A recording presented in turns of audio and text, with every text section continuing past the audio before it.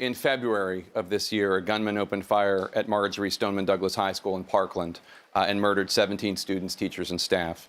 Following the tragedy, new legislation in Florida raised the minimum age to purchase a firearm, banned bump stocks, and provided funding for mental health assistance in schools and for arming some teachers and staff. Congressman DeSantis, Republican Governor Rick Scott signed this legislation into law. You say you would have vetoed it. Why?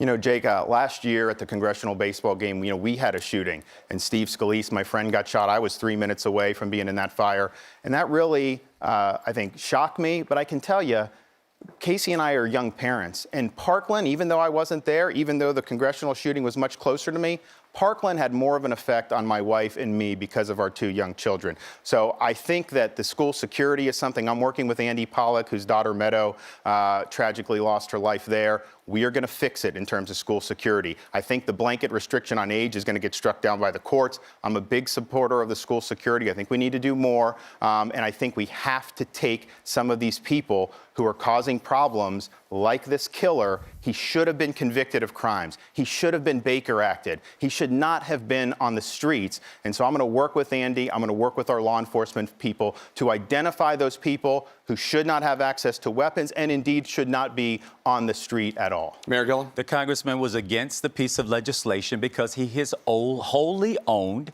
by the NRA. He's not going to stand up to the National Rifle Association. That's why they're running all these ads against me, because they want the man that they bought. In my case, we're prepared to stand up to the NRA. They sued me. They drugged me through court for 2 years, all because we said we would not allow guns to be shot in a city park. Radical.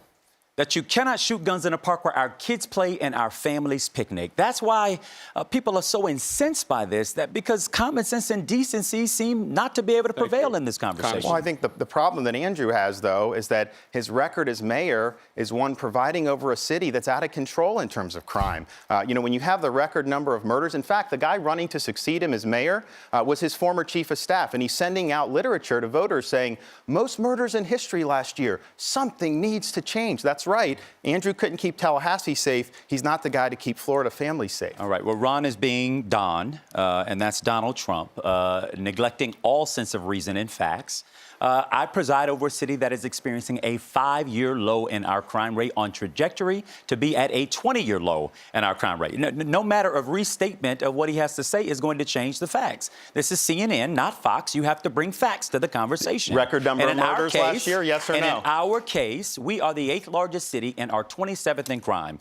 This is what Florida voters understand.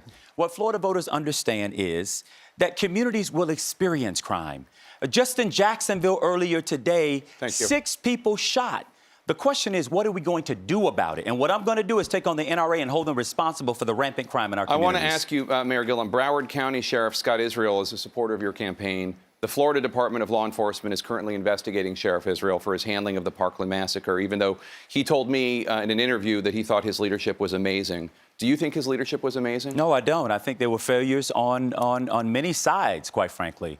I think Scott Israel is independently elected by the people of Broward County, and they're the ones who will have a say about what they think about his job. But more importantly, it is an easy tactic to go after Scott Israel rather than actually taking on the folks who are complicit in the kind of rampant violence that we see, not only in our schools, but in our neighborhoods. Our kids right now are going to school having to be taught what to do in active shooter drills, rather than learning arts and science and language arts and history and culture and politics.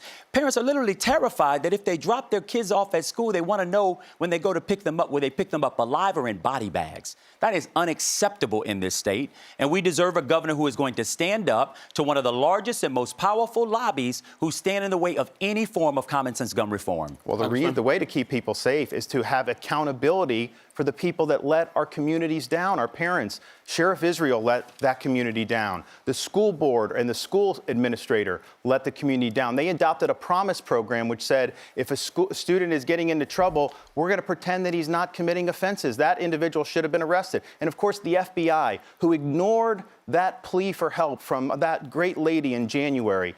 Nobody has been fired at the FBI. We have a crisis of accountability at all levels of government. I think Israel should have been removed from office by the governor, and I think there needs to be change in both Broward and in the FBI as a result of this failure.